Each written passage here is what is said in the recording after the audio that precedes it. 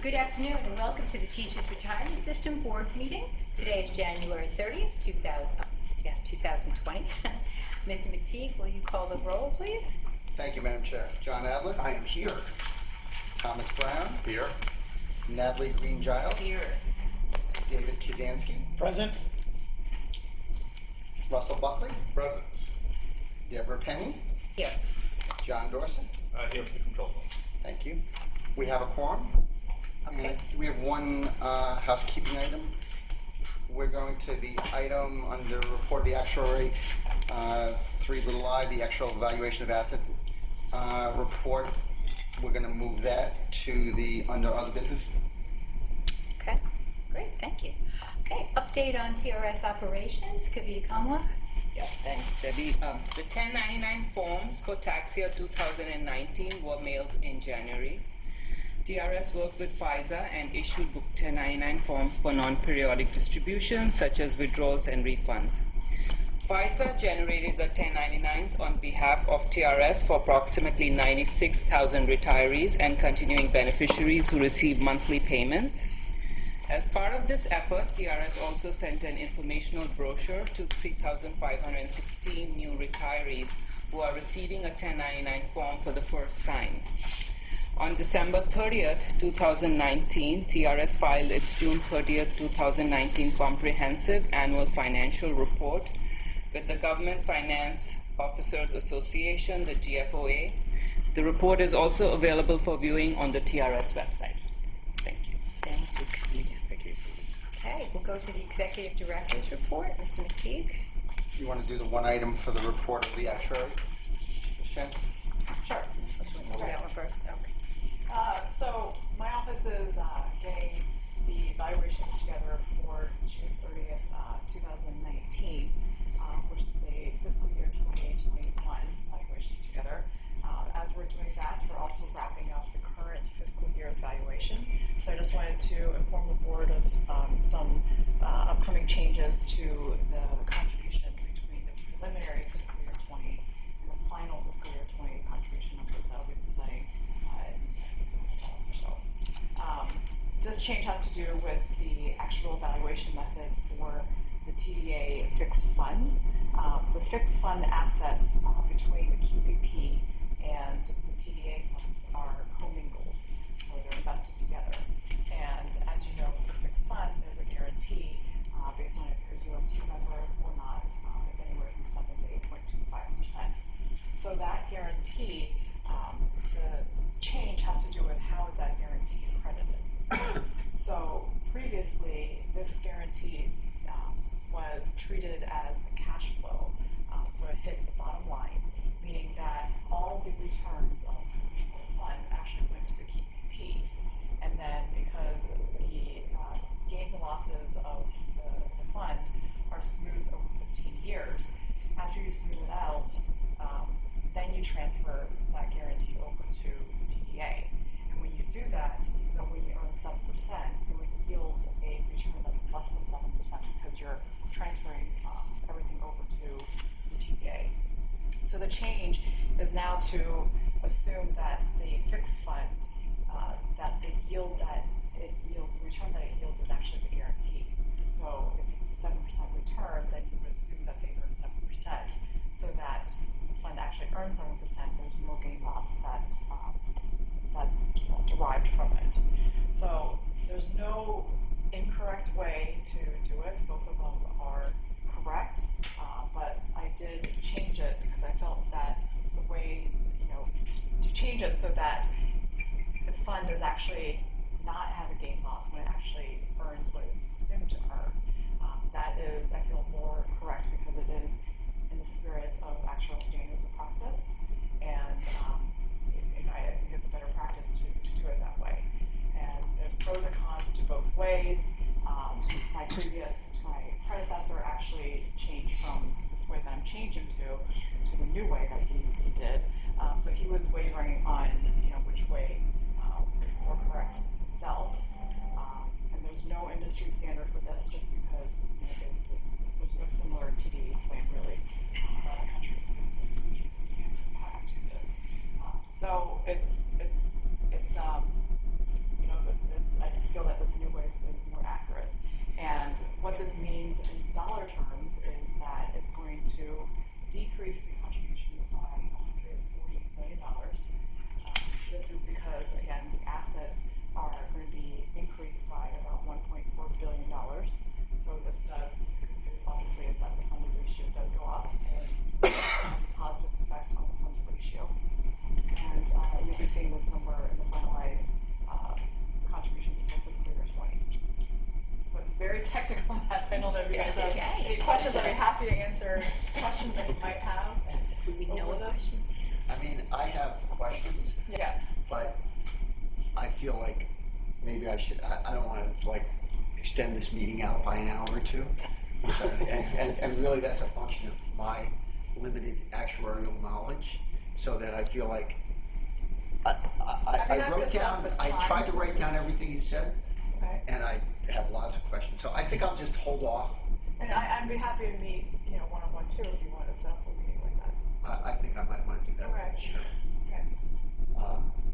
Because everybody else, I'm sure, understands it perfectly. I don't want to waste our time. It's 140 million just for TRS. Yes. Okay. So this issue obviously affects birds as well. We didn't get to that agenda item we did not. last night. They have more 8.25. But yes, they do have more 8.25, and also obviously their asset portfolio is smaller. Just one question. You said it's going to decrease contributions by 140 million. Is that for the current fiscal year or the next fiscal year? 2020. For 2020, the current fiscal year? Yes. I'm sure that will be well received by my colleagues. There will be other gain losses, so but this one is the biggest one, and there's other ones that we'll talk about later. Thank you. Okay. Now, Thank you. The next meeting, it has been suggested that the next regular meeting of the Teachers Retirement Board be held on the fourth Thursday of the month, February 27th, 2020. Please mark your calendars. We have a resolution on for Local 1180 Class Action Settlement. Please skip to the resolve. Thank you, sir. Resolved that the trustees of the Teachers Retirement System hereby approve a modification of the fiscal year 2020 budget by increasing the agency budget in the amount of $114,582 to cover the back pay and attorney fee costs associated with the Local 1180 Class Action Settlement. okay, thank you. Do we have a motion to approve? So moved. Thank you, Mr. Adler. Thank you, Mr. Russell. Thank you, Russell. All those in favor? Any opposed? Okay. Not opposed. All right.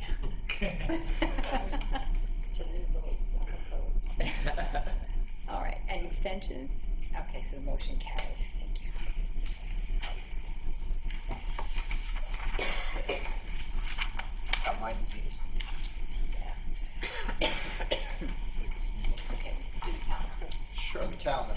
So we have on the calendar the approval of the following minutes: the December 5th investment meeting minutes, the December 18th SIM minutes, and the December 19th board meeting minutes. Great. Can we approve them all together? Okay, so this is for the approval of December 15th, December 18th, and December 19th meetings. December 5th, I think it was. 5th, I'm sorry, 5th, 18th, and 19th. Do I have a motion to approve those I'm minutes? sorry, I need to abstain from the SIM minutes because I wasn't there, so I think we do need to vote. Okay, so I'll do them individually. Great. Okay, do I have a motion to accept the December 5th investment minutes? So moved. Thank you. Do I have a second? Second. Thank you. All those opposed? All those in favor? Aye. Have a good day. Great. Any opposed? Any abstentions? Okay, motion carries for the December 5th.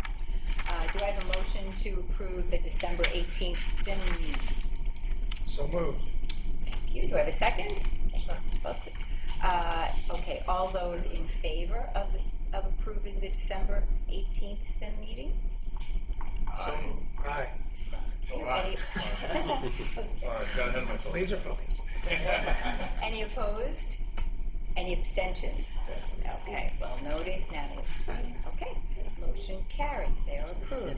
Now the December 19th board meeting minutes. So moved. I'm saving that. Okay, we have a motion to approve. Do we have a second? Second. Okay, all those in favor of approving? Aye. Thank you. Any opposed? Any abstentions? I would abstain. It's not adopted. Okay, and Russell abstains. Thank you. So the motion carries for that. All right. Now we'll go to other business Do with. you want to, Madam Chair, do you want to approve the calendar of items? Sure. So there are a number of items on the calendar. May we please waive the reading of the calendar? Okay. Do I have a motion to approve the calendar items for January 30th, 2020? So moved. Thank you, Mr. Spansky. Do we have a second? Second. Thank you, Mr. Brown. All those in favor? Aye. Thank you. Any opposed? Any abstentions? Okay, calendar is good. Now, actuary, we are ready for the second. Okay.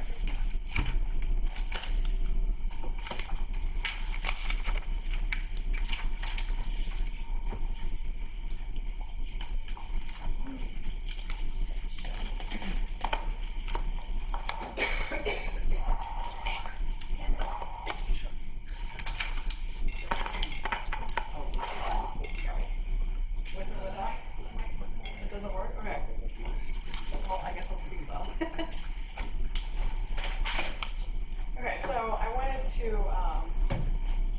kind of run over the valuation reports for you to highlight. It's 100 some pages, so I'm not going to go over every single page. I think you guys might be asleep by then.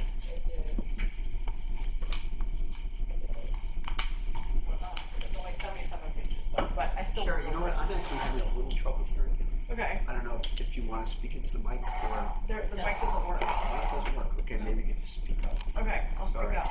I was saying it's only 77 pages, but I still won't go over every single page. Yeah. I was going to go over a highlight about it. So you guys are familiar with this report. Are you having trouble hearing me? Okay. Okay. So this is the fiscal year 19 valuation report. And I guess I'll start off with saying what an actual valuation is, so you can have a better idea of what this report actually summarizes. The valuation basically gives a snapshot view of how the health of a retirement systems plan is. So in order to get to this final number of seeing how the financial health is and taking the temperature, we have to first collect the data from the retirement system. So we get data such as, when participants were born, when they joined TRS, what their salary is, and maybe what their job title is. So once we get that once we get that data, we apply assumptions to it, such as how long do we think they're going to live, and how long do we think they're going to work until, and what's the probability that they might be disabled or they might terminate from service. And these assumptions are driven by obviously the behavior, but also the plan provision. So, based on TRS, when are participants allowed to retire, and when are they, if they became disabled after a certain age, so to speak, then, what is their benefit amount? So we put these plan provisions into our model, take the data, and we load it in our assumptions, and then we calculate the liability. So once we have the liability, we then ask the question of how do you spread out this liability? Because pension funding for obviously retirees and active members' future retirement is a very expensive expense. So you don't want to pay it all at one time. So you want to not burden the taxpayers, so you pay a little bit each year. So you spread it out. Usually, you try to spread it out over the lifetime of your work. So you can think about it. It's analogous to like a defined contribution plan, for example. If you 401k plan, you're not expected, when you graduate from school and you start your first job, you're not expected to put all your contributions in that 1 year all at one time. Each year of your career, you put a little bit in. And that's the same theory with funding methods for funding actuarial liability. So once we have the liability, we take numbers from the comptroller's office, we get assets from them. We don't take just the assets as is because, for example, this year so far has been a stellar return year. Maybe next year won't be, maybe 12 years could be negative. So we don't want that volatility because we want to make sure that the mayor's office is not having a heart attack and we're not pumping in contributions like 2 times or 3 times what was last year. So we want to stabilize the asset values. So we apply a valuation to the asset values and that asset valuation method, and we smooth it out. So once we have the liability, once we smooth the assets, we compare the two. So you have like this amount of asset, this amount of liability that you need, and they have a certain amount of assets set aside. So what is the leftover amount they have to fund, which is the unfunded liability. So you take this unfunded liability, and again, you don't want to just hit taxpayers all at one time, so you want to spread it out. So we amortize some of it, which is much like when you buy a house, you don't want to pay the whole mortgage, the whole cost of your house at one time. You want to spread it out over like 30 years, 15 years. So we do the same with our unfunded liability. And once we do all that calculation, that's when we come up with the contribution dollar. So for TRS, it's about 3.7 billion, I think it is. And then we take these statistics and you kind of compare it to last year, compare it to the last 10 years maybe to see what the trend is. And we take the temperature and compare it to see how much of a liability is funded by the assets. That's the funded ratio. So, and then actual standards of assets, actual standards of practice also have us report such things as potential risks that board members and trustees should be aware of. So there's a risk section in the report as well. And also the standard tells us that we have to report subsequent events. So because this was done as of June 30th, 2017, some things have changed since then. We disclose that in the report just so that people are aware of it. So that's kind of the high level of what a valuation is. And this is a fiscal year 19 valuation for the June 30th, 2017 valuation date. So if you wonder why that is, it's because we collect data as of June 30th each fiscal year. And then we calculate the contributions, but this contribution is actually what's called a 1-year lag because we put it for the fiscal year 19. And we do that because we want to make sure that once we have a valuation, we tell the city and all the employers that coming fiscal year, this is the amount that you have to pay each month. So we do a preliminary valuation for them to know what to put aside for the next fiscal year. But then before the fiscal year closes, we do another valuation to make sure that if anything changed, that they can true up the amount. So if you take real numbers into consideration, like right now, we're doing the June 30th, 2019 valuation because that was the last fiscal year that closed. Those numbers are for fiscal year 2021, which means July 1st, 2020, 5 months, to June 30th, 2021. So that's fiscal year 2021.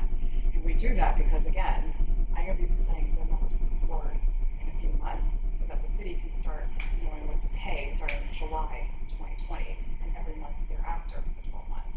And then come following spring, so about 1 year from now, I'm going to tell the city again, we'll see the numbers, that if there's anything that changes, this is what you need to do to finalize it.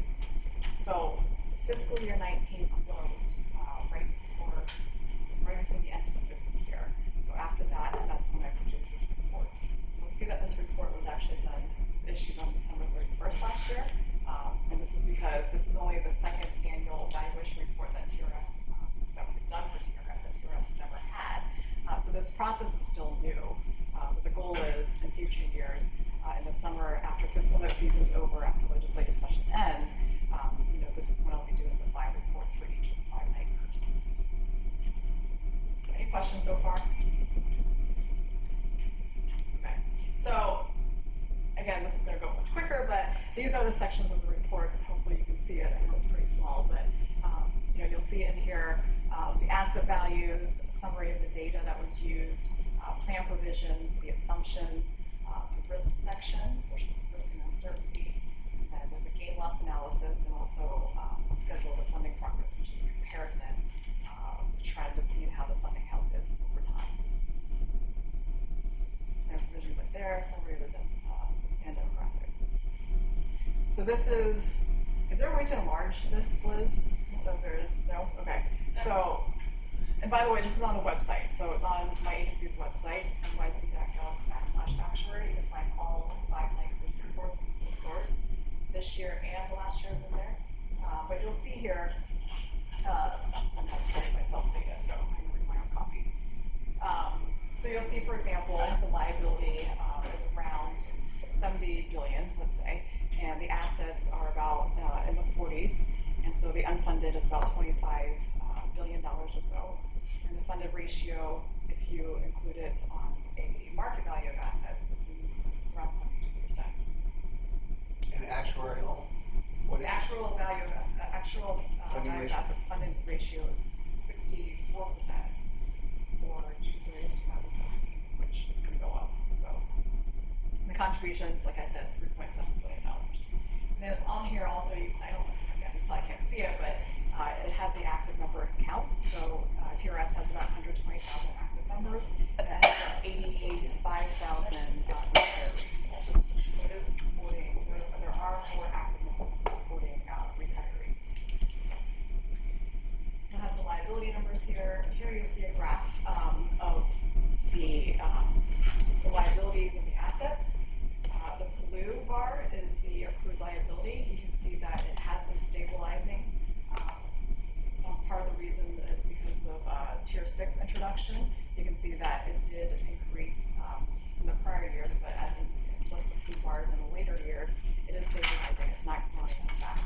It's obviously looking to keep costs in check. The orange bar, so to speak, are the asset values, actual values of assets.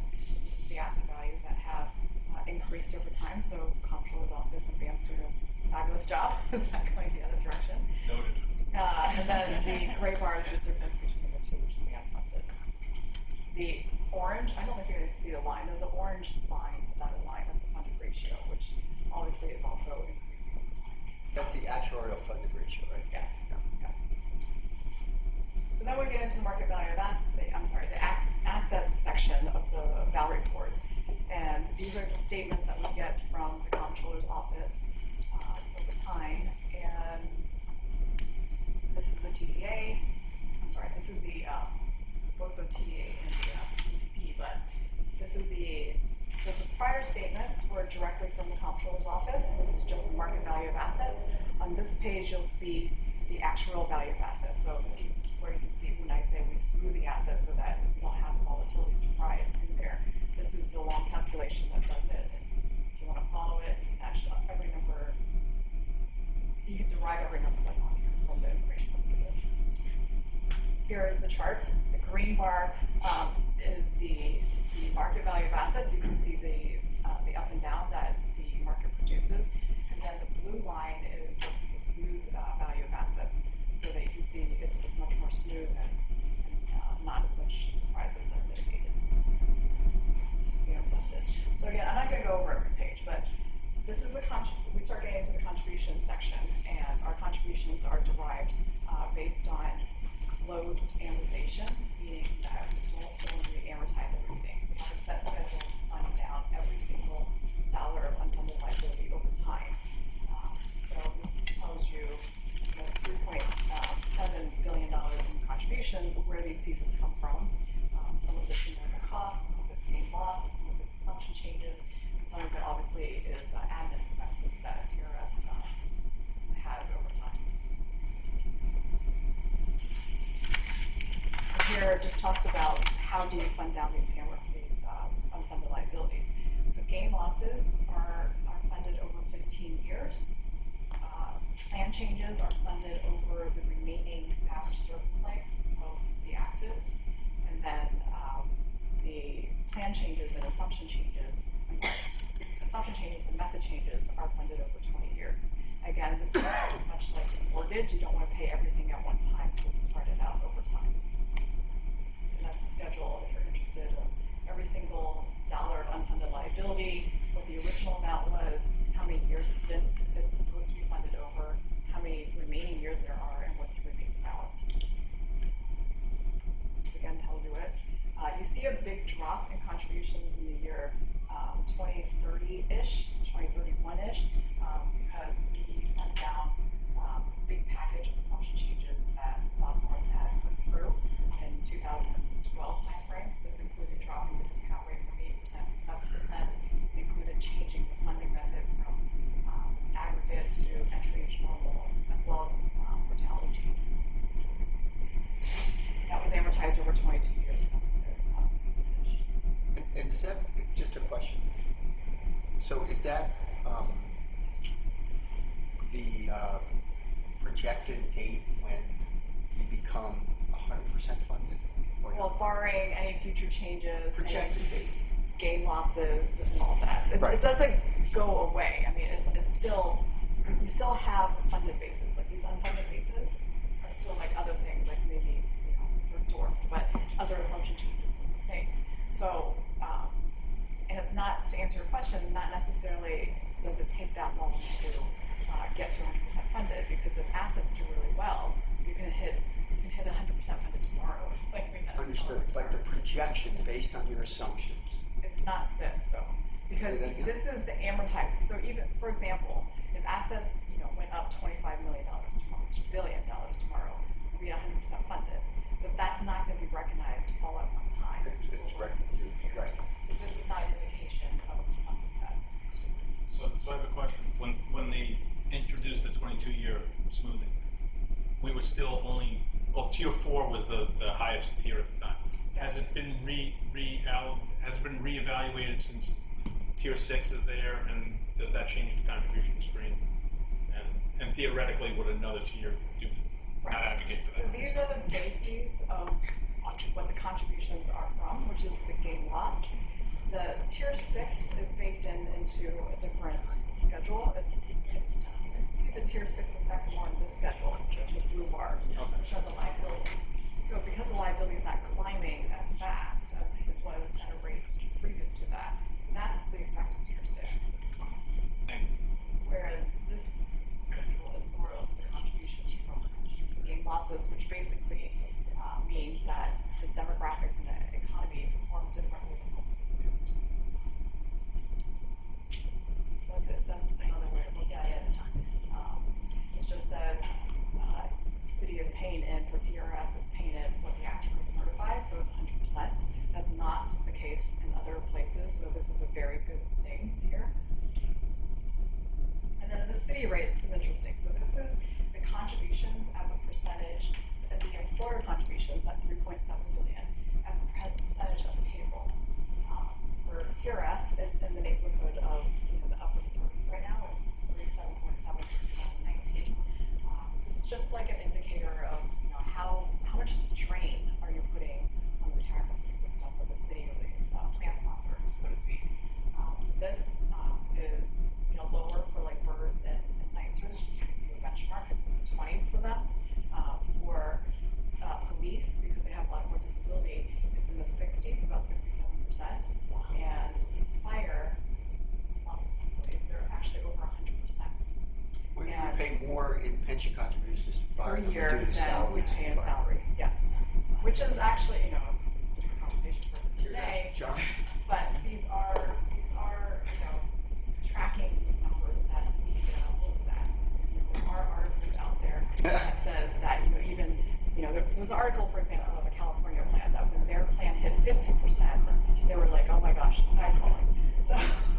So I will say that if you look at the industry countrywide, that uniform systems do tend to have higher city rates, so to speak. We call them city rates here, but city rates are just contributions over premiums. And we get into some slides that breaks down like these demographic statistics, liabilities, numbers by so you see all the terms used in here. You see the city as well, which is the page. The city and uses 20 or 2. This graph breaks it down. This chart breaks all the liability and the demographic numbers down by the employers. So you can see the charter schools on the previous page, and then on this page, which is a continuation of the same graph, same chart, it's the CUNY systems, the city, the total charter schools. More statistics broken down. And this is a gain loss. This is something that my staff is going to continue developing more fine-tuned. Right now, the gain loss is only by asset gain losses or liability gain losses. We're working on breaking down the liability gain loss to different types of gain loss. So out of the liability gain loss, what is attributed to mortality experience? What is attributed to people working longer than we think, which is retirement experience, and termination and disability, so that we can actually track the liability gain losses to see which assumptions are spot on, which ones should we really refine and look into and tweak. So again, this tells you the funded status over time. It tells you the liability and the assets over time. This gets into the risk section, which is the actuarial standards of practice for 2021 that requires us to disclose, what types of risks should plan sponsors be aware of. So I've broken it down to high, medium, and low types of risk. High risks, there's like investment risk and mortality risk and all that. Medium type risks are interest rate risks, such as if we, we're doing asset allocation right now. If we decide that we need to lower the discount rate, what kind of risk would that have on the liability? See some statistics here where if you lower the discount rate from 7% to 6%, it increases the unfunded by $7 billion and decreases the funded ratio by about 6%. So What percent? 6% funded ratio. So even 1% change in discount rate has a huge effect on liabilities. The lower type risk out there, like the contribution risk, the risk that, in New York City, I term this as a low contribution risk, a low type of risk because, according to a state statute, the city must pay what the actuary certifies. In other jurisdictions, the governor or the mayor might be able to get away with it. Intergenerational risk, if you fund too much now, you're taking away from future taxpayers or product. Then we get into the plan provision section. This tells you, according to when you joined, what tier you're in. It tells you the benefit formula. It tells you what your after salary is based on that tier. It talks about the employee contributions, what they have to contribute in. So all this gets programmed. So this is basically a big mathematical formula for us. We code it into our systems, and that's how, and we take the data, we take the assumptions, and that's how we calculate the liability. So I'm not going to go through this, but it talks about different types of benefits, like service retirement, death benefits, it talks about, because everything, our plan provisions are written into state statute, we inform what type of changes have changed in the last 5 years. So these are just quoting the chapter laws. Subsequent events, like I said, what's happened since the issue of this, report with the valuation date. So here we adopted option factors. It has no effect really on the immediate contributions into the plan, which is still a loss, but this is a couple paragraphs about that. And then we get into the assumptions and the methods that this board adopted about a year ago.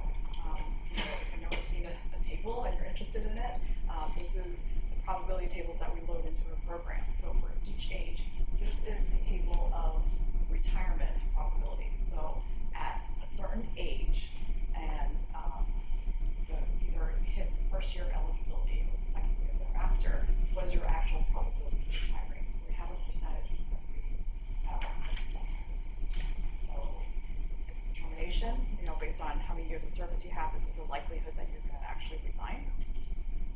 So this all gets, there's mortality in here, there's disability in here, and this all gets loaded into ProVal, our evaluation system, to calculate liabilities. And then we have other stuff like marital assumptions, like what percentage of the population is associated with married, and if they're married, what's the age of the spouse? Are they younger or older based on their male or female? All that gets in there. And then towards the end, you get a summary of the demographic data that we receive. So on top is 224,000 participants, either active, retired, or terminated, vested. And then it tells you what happened to them during the year. Did they die? Did they retire? Disabled? Did they go back from retirement back to active service? So what happened to them? Are they continued retirees? So, and then on the bottom is this is a reconciliation from beginning to end. This tells you exactly what happened to every person. And then this chart breaks down that 228,000 people over the different years. The last bar right here is for the current valuation year. So out of those 228,000 people, are they active? Are they retiree? Or are they term vested? So the yellowish, orangish bar on top are the retirees. So there's 85,000, like I said, 228. Then a lot of them is 20,000. So there's more 20,000 active members right now. I don't know if you see a gray line. That's the ratio of active members to retiree members. And that's called a support ratio.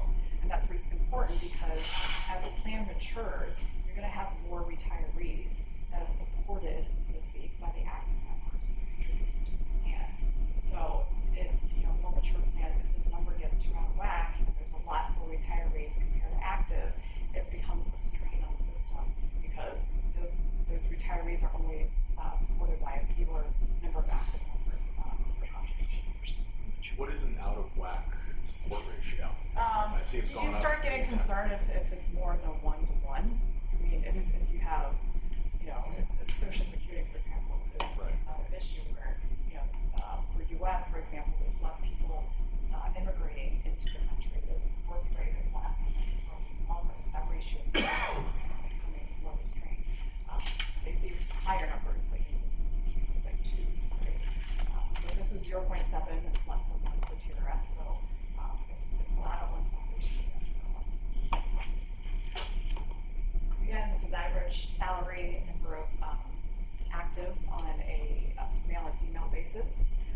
You probably can't see it, but the average salary is broken down between male and female, and you will see that there's still a gender pay gap here.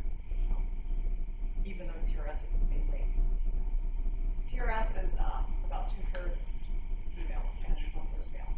Okay. And then this breaks down the active population by tiers. So the green bar are tier 6 members. So you can see for the latest valuation, they're about 25%, they're about a quarter. I think I did the math earlier, it's like 28%. They're 28% of the active population right now are tier 6 members. And the blue bar are tiers 3 and 4. There's a little tiny bar on the bottom that's tier 1. And this is just the salary, looking at it over time, how it looks. These charts are what are called age of service charts. So that 85,000 or so active members 120,000 active members are broken down by each age band and each service band, by male and female, and added in total to see, do you have younger teachers, do you have older teachers, and 4 years of service or less. So that's that. And this chart breaks it down by male and female and also by tier. This is the analogous chart, but for pensioners. So, non-pensioners. So it includes the term vested in there too. This is the pensioner. So this breaks down their benefits. So how much is service retirement, how much is disability retirement, death benefits. Again, this is some statistics for retirees. And then I think this is the last chart. This is the average pension benefit over time. So it has climbed, and mainly it's due to cost of living and because pensions are a factor of the salary. Salaries have increased over time, so therefore the pension benefits have too.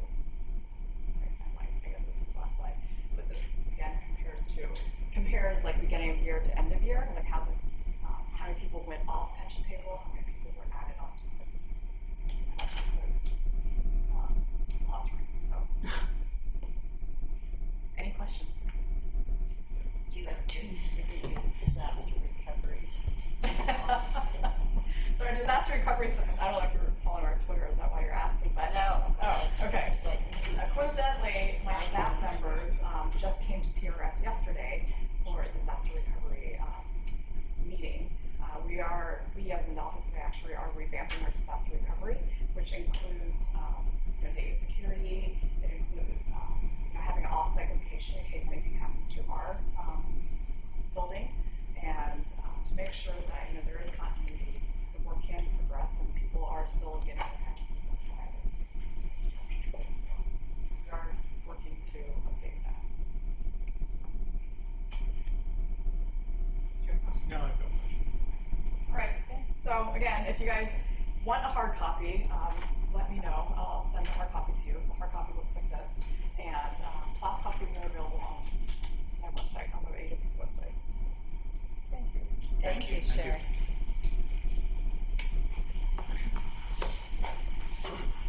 Okay, is there any other business?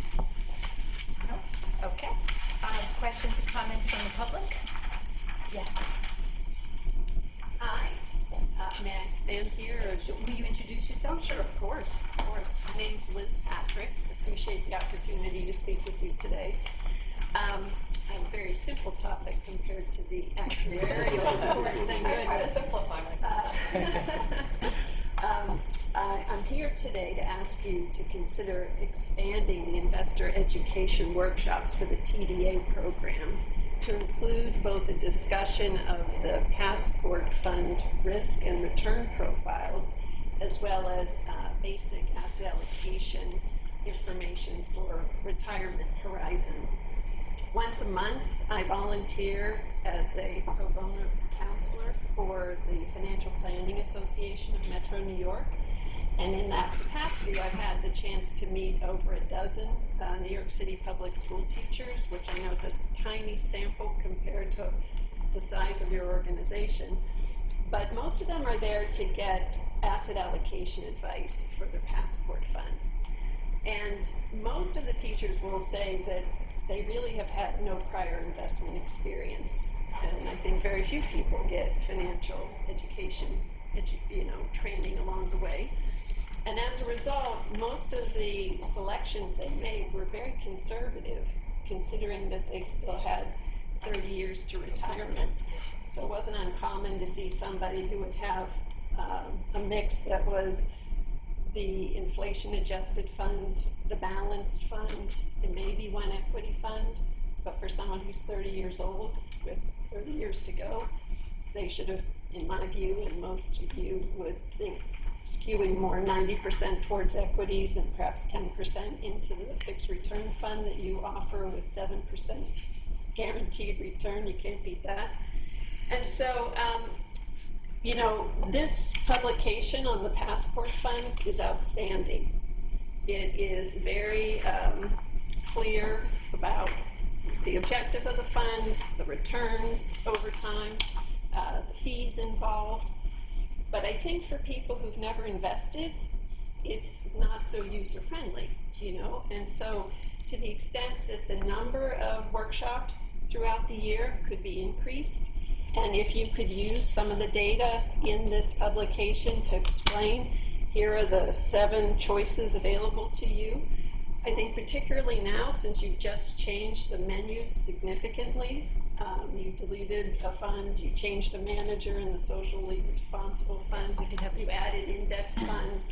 I think to anybody wondering, gee, which of the 3 equity options should I pick? They probably, wouldn't understand the subtleties.